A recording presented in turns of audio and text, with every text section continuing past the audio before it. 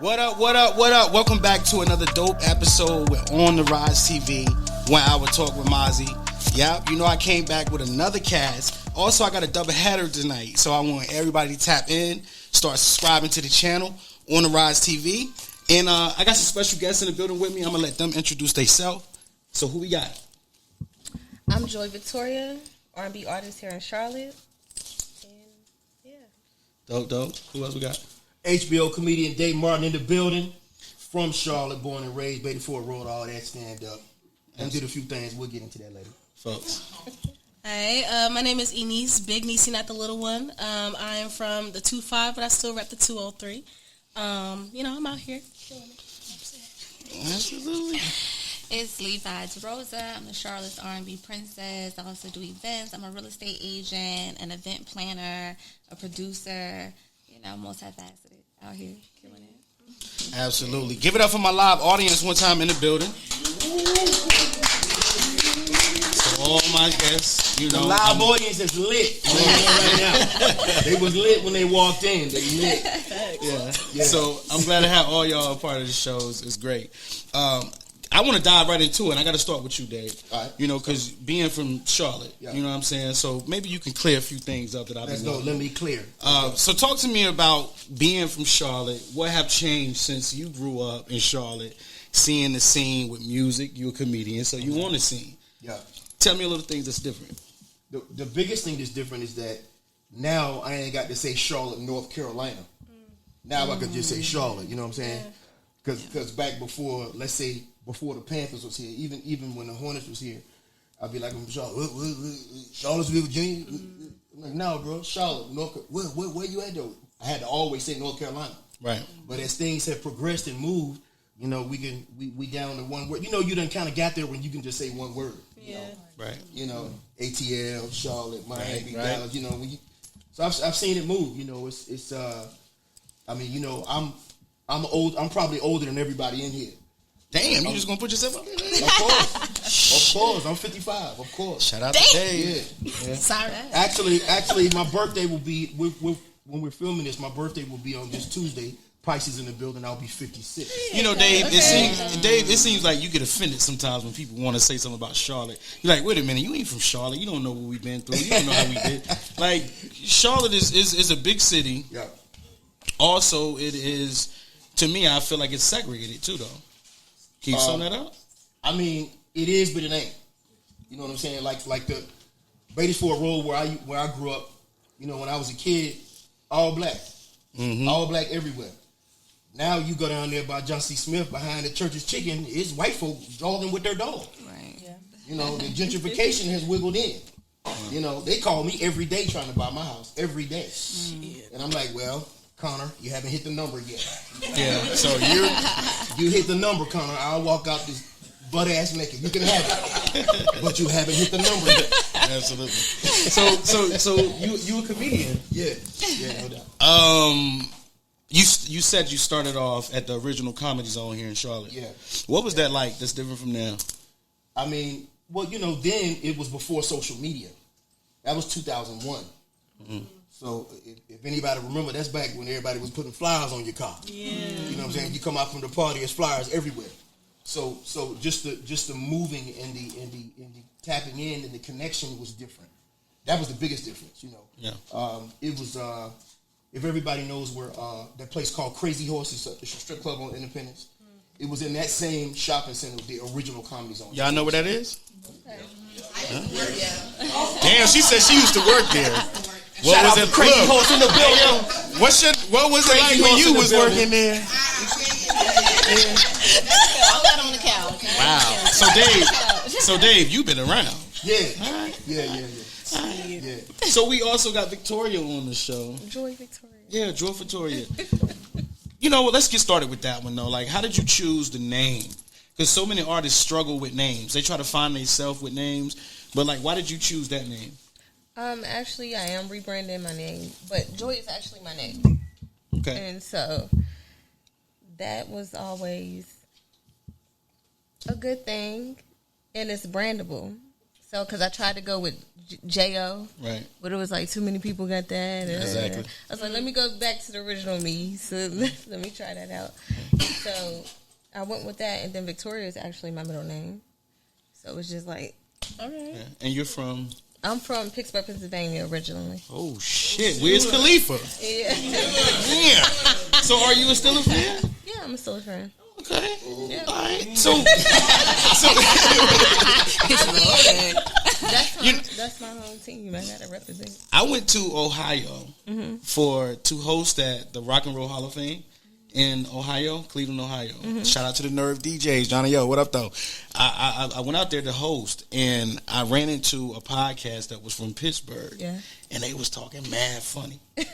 You feel me? So like, I got that when I first came here, but yeah, like how is it being from Pittsburgh, yo? And then now you in Charlotte. It got to be a big difference. I mean, at first, yeah, but Charlotte's my second home, so it is night and day, though. Yeah. Yeah. Charlotte's more, I don't know, you could raise your family here. It's love, I feel. It's love. I got used to it very fast. Yeah. Yeah, and the atmosphere, it's different. So what would you say categorize who you are as an artist? Are you an R&B singer? What are you? I'm an R&B singer. Right. Yeah. Speaking of R&B, do you feel like it fell off? I mean, I believe it's coming back, though. It was kind of in the middle, but I feel it coming back. I hear it coming back. So we seen your performance. We also seen Levi's performance. Yes. You know, yes. and we talk about empowering women all the time. Yes. Yeah. We'll never talk about empowering brothers. This shit's crazy. But that's how the world's set up, I guess. You know what I'm saying? But like just seeing another female artist do their thing and staying out the way, how does that make you feel as being who you are?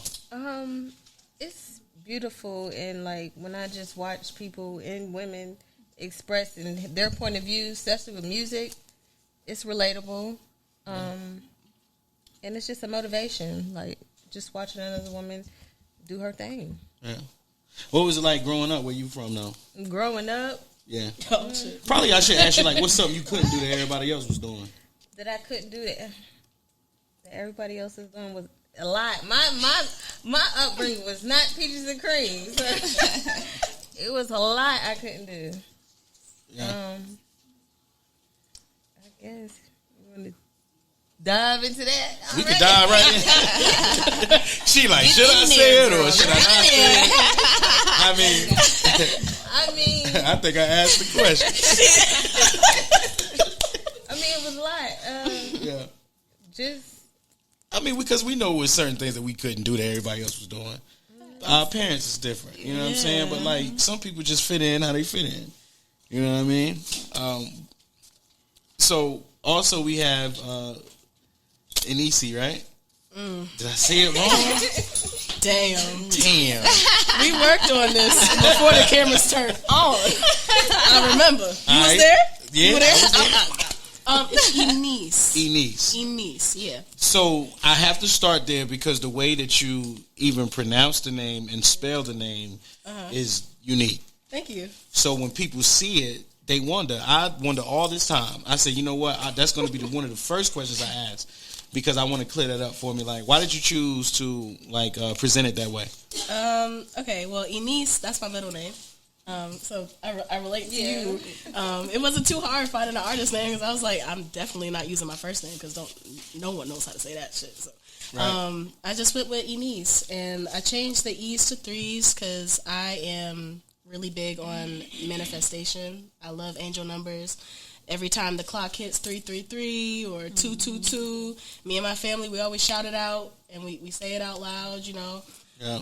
So 333, that means that you're on the right path. You're exactly where you're supposed to be.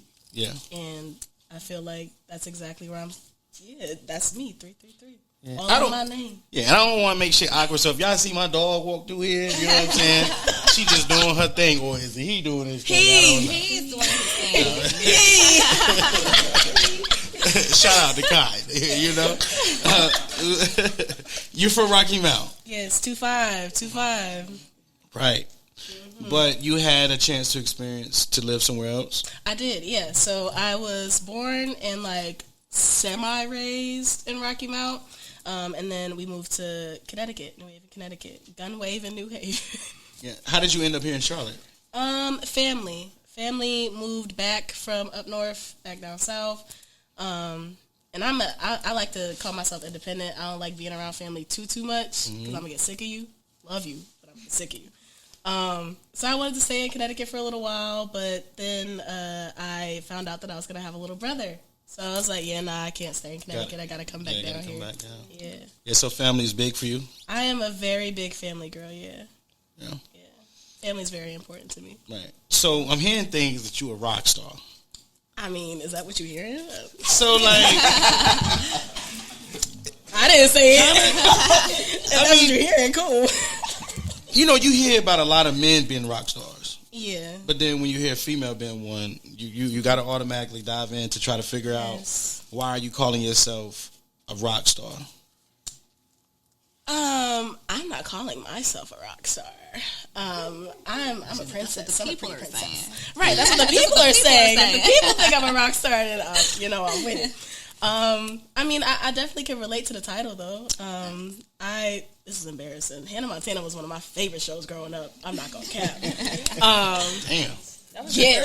That was one of my favorite shows. I could quote almost every single episode to you right now, but I won't do that. So I like that aspect. I've always dreamed of having something similar for myself. So I feel like I'm kind of living that. Like I'm not fully who I am on camera, the way I am like off camera. Like, you know, I'm a quiet girl. I like to read and stuff. But, you know, I like the rock star thing because I like being a rock star. I like being on stage. I like rocking out. I like just being larger than life. Right. Yeah. You performed at South by Southwest before, right? Yes, I did. Well, that was really fun. That South by Southwest is this weekend, right? Yeah, it sure is. Shout out to y'all. I wish I'm really sad I'm missing it, low-key. Yeah. What was it like, the experience that you had with it, though? Oh, my God. It was terrifying. They threw me in the paint. I'm not going to. They threw me in there. South by Southwest, so it's a big event. There's different venues that have different events for the thing or whatever. They had me in the street. They had me in the street at a, what was it called? Purple Shell. Shout out to y'all. They put me on the camera, and there was a phone booth. Oh, and yeah, I just had to pick up the phone booth and start performing.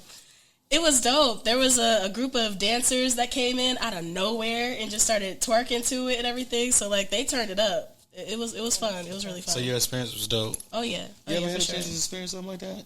Not yet. Not yet? It's coming. It was fire, man. It was a whole different experience. Like, I rock with my own music, but it's nice to see other people that you don't know at all just come in out of nowhere and like, oh yeah, I'm rocking with it. Like it feels good. It touches my heart. Then on the side of you, we have Levi DeRosa in the building with us. Yeah. You know, a serial entrepreneur, artist, songwriter, all of that. Yes. How do you manage the hats that you wear? I just tell people all the time, it's really not a hassle when I feel like one hand washes the other hand. So I feel like a lot of things that I do go hand in hand. So it's like if, you know, I'm an event planner, okay, I'm planning an event, I'm going to find a way to maybe incorporate my music. Or, you know, if I'm in a networking setting, you know, I might tell somebody I'm a real estate broker, and then we can have that conversation. Or, you know, if we're not talking about real estate, you know, I'm just really just being me. I'm a people's person. You know, I'm not really scared to just walk up to people, have a conversation. You know, we come from all different walks of life. You know, we're all, you know, flawed to a degree. You know, nobody's perfect. So sometimes, you know, it's not hard wearing those hats, especially, you know, when God gave them to you. You know, you just go on the shelf, you just pick whichever one that you're going to put on for the day, and you do what you do. So that's just what I do. You talking about getting a lot of love from radio stations, artists nowadays, but you got a lot of support from Power 98. Yeah, it was actually crazy. My nephew was performing for the first time at, I can't even remember the place. I think it was like the Designer Lounge somewhere on Tuckasegee. Shout out to him. But I left. My family went in to see him perform, and I left. And it was funny because I called a friend of mine, and we were, you know, just chatting, and I hear my song in the background, and I'm like, fucked you up. It fucked me up. Fucked her up. For sure. Because I'm like, why you playing my song? I said, he can't play my song because, he like my music. I was like, why you playing my song? And he was like, I'm not playing your song. They playing it on the radio. Right. So I'm just like, let me put on Power 98 right now.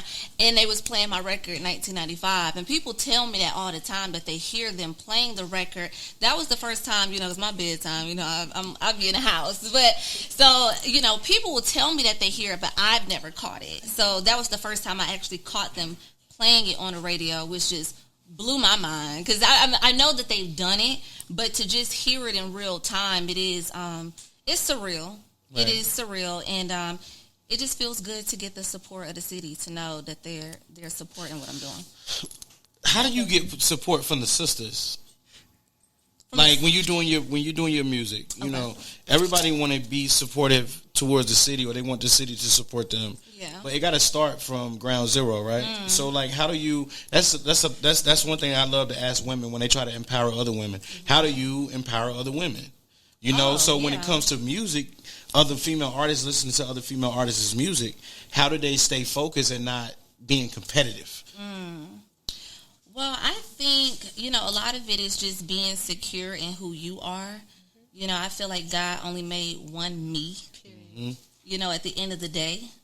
And that's something that I'll tell any woman. You got to be secure in who you are. Because at the end of the day, when you look in that mirror, you're facing yourself. So when it comes, like, for me, empowering other women, especially me being in Charlotte's, like, fashion world and just, like, networking, I'm always down to take other women under my wing, because I feel like it's just room for all of us. I feel like for a long time, women have, and there's nothing wrong with it. You know how they say, behind every good man is a strong woman. Yep. I feel like for a long time, we have put ourselves behind our men, or just behind a man, which is nothing wrong with that. But we're learning more and more about how to insert ourselves in these rooms and in these conversations. So, yeah. So speaking about those rooms, now we all know when we get in those certain type of rooms, and we get in them rooms, with celebrities, that sometimes we tend to act overly instead of how we should act, right? I'm going to take my man Dave, for instance. I'm going to put you on the spot. Let's go. You met Vivica Fox. I did. You shot your shot. I shot. She turned you down. She did. Talk to me about what happened with that. She did it very nicely. Talk about it. It was a smooth curve. She got shot. Yeah, it was crazy. Bruh, I'm going to shoot. So, Dave, what happened? It was that I had found out that she was going to be like hosting an event at this club. It's uptown, right there at 4th and Poplar. It's called Deluxe Fine Dining or Fine Dining. Yes. So that's what it's called now, but this is 15 years ago. Okay, but it was that same spot. Yeah, it was that same spot. So upstairs where they have a lot of events, she was going to be hosting the event, and one of the guys, I didn't know the promoter, but I knew a guy who knew a guy. You know what I'm saying? I knew somebody who knew the promoter, and I said, "Hey man, let me get in there. I want to try to just meet her and take a picture." I just wanted a photo op, straight up. Right. I just wanted a photo op. But when I got back there, she was very nice, very friendly, smelling all good. and the good angel was like, just let it go. And the bad angel was like, nigga, shoot, nigga. Shoot. She can't say that you a man, she a woman. Shoot. So I shot. Like, we were standing there for the picture, and I was like, okay, go on, let me get your number for real.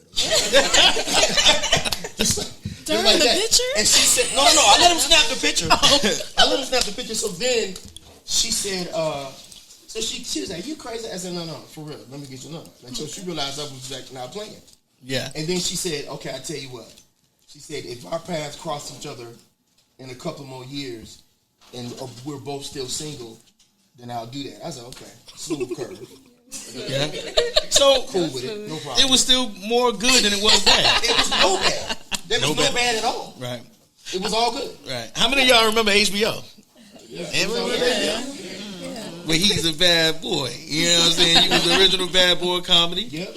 HBO. Yep. What was that like, man, when HBO was airing and everybody knowing about HBO? So and that was 2005 in the year of our Lord. And we filmed it in New York. I auditioned for it in D.C. and then we filmed it in New York, in Brooklyn, Harvey Theater at the Brooklyn Academy of Music. Yeah. Just so people know I ain't capping. Capping his rap. That nigga right there. You know how people are. You gotta have redacted. Right. You gotta have receipts. Right. You know what I'm saying? Documentation. Heard you. So it was. See, I shy away from saying this. Okay, the Bad Boys of Comedy was produced by Diddy. Wow. But I kind of stay away from that, for obvious reasons. So when I'm on stage, he's literally like 15 feet away to my left. He was saying, take that. No, he was not.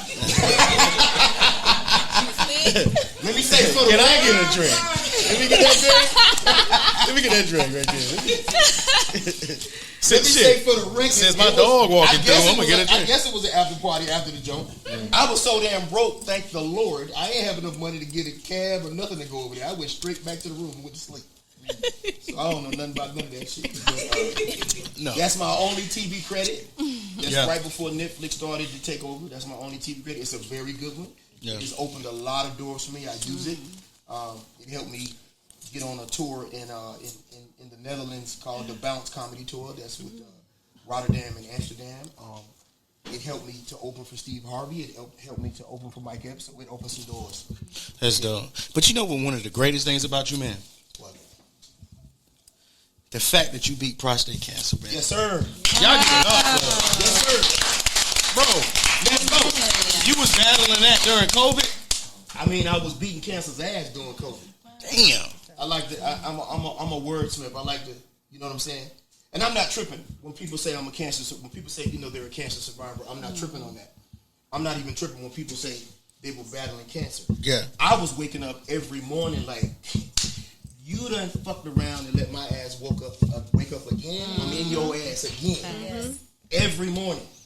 And I say this on stage. I'm glad you brought it up. I say it at every platform that I go to. If you ever get diagnosed with cancer or anything, whatever, fight. Pray and fight. And I was like, listen, my mama's not going to bury me. I'm going to bury her the way it's supposed to go. Absolutely. It's a crazy story. I got diagnosed in 2019, so I had it for 3.5 years during COVID. Right? When I got diagnosed in 2019, my oldest brother had stage 4 prostate cancer. I'm at his funeral, and we're burying him. Nobody in my family knows. Get out of here. Because I'm like, I'm not laying this in my mom and daddy's lap. They in their 90s. I'm not doing that. And I was like, y'all can call me crazy all you want. I really believe this is not going to kill me, period. I really believe in the strength of the mind, I was like, it's not going to kill me. And as of November 2022, I was totally free of cancer, been free ever since. Man, y'all give it up for him, man. Tell all your uncles, dads, granddads, tell everybody you know, get tested. Get tested, okay? Get tested. They say to start getting tested at age 50. If you're black, if you're African American, or if it's a history in your family, they tell you to knock it back to 45. If you check both boxes, as within my case, because my dad had it some years ago, they say to knock it back to 40. So I started getting tested at 40. You get tested, it's like breast cancer, but when you get tested and catch it early, it's pretty much an automatic. You can knock it out. That's crazy. One more game on that. Yeah. One more game on that. I know this is a big thing for men and for black men. We be worrying about, the finger poke. Don't worry about the finger poke. This is game right here. Get the PSA test. The PSA test is a marker. It's just from a regular blood test. When they draw your blood for a regular physical, they'll just run a PSA test. The reason why I say don't sweat the finger poke is because my prostate felt totally normal the entire time that I had cancer. That makes sense to everybody? So you don't have to worry about the finger poke. Get that damn PSA. Yeah. There you go. Free game. Free game, man. There you go. Who is the king of R&B? The king of R&B. You better. Of all time. I'm diving right in. All time. Dive right in. That's a big boy question right there. Of all time and now. That's a big question right there. Yeah, it is. So I need everybody to chime in. I want the audience to chime in. I don't care. Who is the king of R&B? Because I'm getting ready to I heard someone say T.I. R. Kelly. Bobby Brown. No, he's in it. But Yeah, I wanted to, you know. Towards the now. I can't even answer this question. So we'll do all time and we'll do currently. All time R&B. Okay. It's just of your choice. Like it's. I agree. R. Kelly. It's not a wrong or right answer. I agree. Answer that question. Yeah, it's not a wrong or right answer.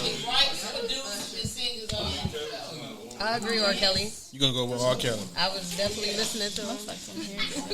Who? What y'all say? So here's my thing. Are we considering Michael Jackson R&B or no? No, He's pop. He's the king of pop. He's pop. Okay. Yeah. All right. We can say Michael was pop. I didn't know that. I gotta go with R. I gotta go with R. Immediately, no. Immediately, she said no. I feel like because of circumstances, I can't say he who name I won't speak of. I feel like I can't say that name. But I'm a big fan of this person, and if I had to give it to him of all time, for me, Yes. just off the top of my head, Yes. it would have to be Luther Vandross. Luther. Okay. Luther. Okay. Luther. Wow. I respect that. It's R. Kelly for me. R. Kelly, and you never spoke. Who you thought? Yeah. So You have to separate R. Kelly. I can't separate R. Kelly. Yeah. I can't. I can't. You I can't. can't. It's can't. tough. It's tough. Yeah, it's My man screaming Bobby Brown. You know. I don't know. I can't really say. Like, Wow. the people that I want to put as contenders, they got some stuff I can't. Usher. So who would you? Usher would be. Well, I was gonna We can say say currently. Usher. We can say Usher. Currently, we can't say I'm gonna say Usher. Usher. So now y'all saying the king of R&B is Usher now. I'm gonna say Usher. Currently, I'm gonna give it to Usher. Yeah, I'll definitely agree and say Usher. She said Chris Breezy? Brown. She said Chris Brown, Usher. Well, he's kind of pop. But Yeah. He's R&B pop, but if I'm thinking like Yeah. strictly R&B, R&B, I'm Usher. gonna give it to Usher. Yeah. I'm gonna give it to Usher. Yeah. You know what I'm saying? Period. You know what I'm saying? Right. You know the vibes. I ain't mad. Right. You can't be mad at You that. can't be mad at it. You You can't. Can't be mad. It's Usher. Yeah. Yeah. So here's a question for you before we, go to break or whatever. But here's a question though. Like, how do you approach feedback? How do you accept criticism? How do you receive it at all, or you just like, I know I'm the shit. It is what it is. I gotta, find my fan base. That's very important for artists. So how do you approach that? Oh, you're asking Yeah. me. Okay, sorry, I couldn't see y'all. Oh damn, yeah. I'm sorry. I'm weak. Stop it. Feedback for me, I went to a art school for high school, so I was a theater major actually before I did anything musically. Yeah. So feedback is actually really important for me. Feedback is a really critical thing in theater. So if you get that feedback and you crumble, the director gonna look at you and be like, okay, so you're not made for this production. Exactly. It's the same thing with music. I honestly, I take a lot of the strategies and the techniques that I learned from theater and I use it in my artistry because it's the same stuff. Like, I'm going to take the feedback because at the end of the day, I know who I am and I feel like I'm the shit anyway, period. But, like, you're going to... Embrace that. Right. Yeah. Right. Because, like she said, there's only one of me, baby. Exactly. Ain't nobody else around. Exactly. Okay. But... I will still take the criticism because I can always be better. And shout out to DJ Chuck T. You just went to shout Charlotte out to y'all. Music Industry Night. Yes, right? Shout out to y'all. They had me on the panel. You being an artist, when you go into events like that, functions like that, right? What are you getting out of it? Because a lot of artists be going and they don't get nothing out of it when they leave. Crazy. That's crazy to me. What are you getting out of it? Everything. What do you mean everything? I'm getting educated. I'm being able to see the people who created this, who walked so I could run. I always give them their flowers, no matter what. Like, I'm always learning. I'm always learning. So no matter what they're saying, no matter if they're like, yo, Enise, that shit you dropped last week, that shit was trash. I'm going to be like, damn, tell me what I got to do. Yeah. And I'm going to listen and I'm going to apply it. Yeah. Right. Yeah. Because it's not going to help me being offended. That's dumb. Why am I going to be offended if you're trying to help? You know what I'm saying? Facts. So, yeah, I always take it. Facts. Always. And then, Dave, you see that, and you see the artist, and then you're a comedian. It's just like you writing new material. You know what I'm saying? What's your process with that? Like, creating new material to people. Yeah, new jokes. Yeah. This phone right here. because whenever I'm talking to people just in everyday life, or me and some of the homies or family member, and either they'll say something funny, or I'll say something funny, or it'll give me a premise and everybody laughs, and I'll just put a little note on my phone to work on that. I know a lot of guys have a pad and they write stuff down. I've never been the pad guy, and there's a million different ways that work. Facts. There's a million different ways to work. One thing kind of strange about me, I don't do open mics. I've never gone to an open mic. What? I didn't even go to open mics when I started, and that's not because you can't tell me shit. It's not that. But I normally just do new material when if I'm headlining the show, I just wiggle it in. Because the way you're really gonna know, if you go to open mics, this is just Dave Martin's opinion, period. Now, I don't want nobody to come, be upset about it. But when you do open mics, I think the audience has a lesser expectation of what they're going to see, because they're seeing a lot of maybe newer comics or some new comics, and they know people are working out new material. Right. When they announce me as the headliner to come to the show, the bar is already here. Facts. And I want it to be there. So when I wiggle out this new material, you going to see. It's straight like that. You're going to see what it is, straight like that. That's what it is. That's how I like to do it. But it's, I just put a little note on the phone and just, and I like to do it so that a voice note is what I'm saying to y'all, because it seals the flavor of the joke instead of me just writing it down. Right. Like however I said it, in that moment, or how somebody else said it, and when I go back and listen to it, even if it's 6 months later, that flavor is still there. That's how I like to do it. That's what it is. Well, listen, man, give it up for my guests one time. When we get back, we got more guests coming up with 1 Hour Talk with Mazee. Let's go.